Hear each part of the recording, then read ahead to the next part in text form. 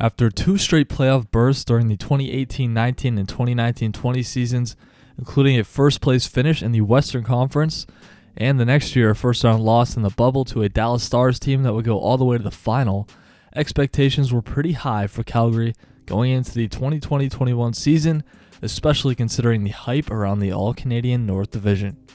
And after upgrading their goaltending situation, signing free agent Jacob Markstrom to a 6-year, $36 million contract, the Flames seemed to be in a pretty good spot.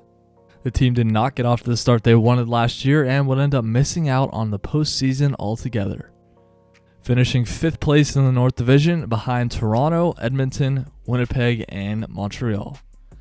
A lot of Calgary's players had down years and low point totals in the shortened season, and people started to speculate about whether or not this core of players really has what it takes to win.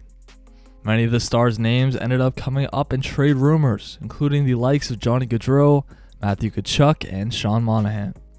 None of those big names would end up getting traded, and with new head coach Darryl Sutter coming in for 30 games last season, the organization chose to start fresh this year, bring back Sutter, and give this core of players one more chance to prove themselves.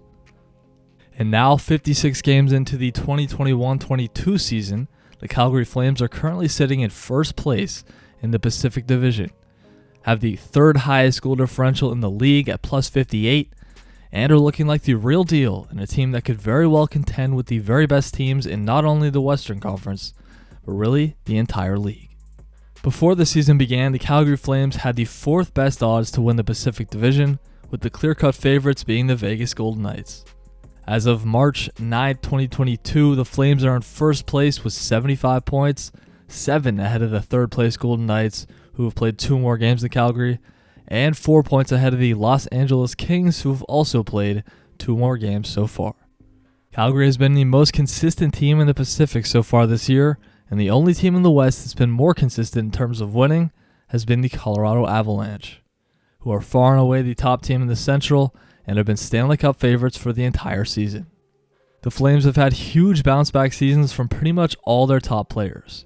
Johnny Gaudreau has 74 points in 56 games so far, good enough for 5th in NHL scoring, and has some people talking about putting his name up for the Hart Trophy. Matthew Tkachuk isn't far behind, and his 65 points have him 11th in league scoring. And the other guy, over a point per game on the Flames, is Elias Lindholm, who has 60, including 29 goals, and also does it at both ends of the ice and in the faceoff circle. Goaltender Jacob Markstrom has returned to form as well this year, currently with a 26-11-6 record, a .926 save percentage, 2.14 goals against average, and a league-leading 8 shutouts. And the only goalies who have played at least 35 games and have a higher save percentage than him are Igor Shesterkin and Frederik Andersen. Some of the other key contributors for Calgary include Andrew Mangiapane, who has 29 goals and 43 points, Rasmus Andersson, who leads the team in ice time and has 33 points, more than any other defenseman on the team. Noah Hanifin and Oliver Shillington have also both chipped in with offense from the back end and have 26 and 25 points apiece. And you also have the added depth pieces that are going to be huge when playoff time comes around.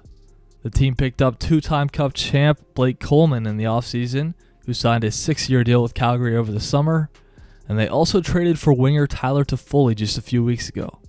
Toffoli, who went to the Stanley Cup Final last year with Montreal and also helped Los Angeles win a cup back in 2014. He's already got 11 points in his 11 games so far with the Flames. Not only does Calgary have the scorers and talent to compete with the top teams in the league, but they also have a very tough and physical team as well. Lots of big guys who also aren't afraid to play the body. Up front on offense, you have Milan Lucic and Trevor Lewis leading the team in hits, and on the back end, you have a big defensive pair with Nikita Zadorov and Eric Goodbranson, 2 guys both over 6'5" and with at least 100 hits on the year thus far. I think it's safe to say that not many teams are going to be excited about having to go through Calgary this year in the playoffs, and although I still think that there are a lot of very good teams in the Western Conference, the 2 clear frontrunners to make a run to the Cup Finals at this point have to be Colorado and Calgary. The Flames are rolling 4 lines on offense, all 3 units on D, and have a world-class goaltender to boot. Make sure to let me know what you think about the Flames down in the comments. if you believe they can make a run to the cup and potentially even win it all. Please hit like and subscribe if you enjoyed, and we'll see you in the next one.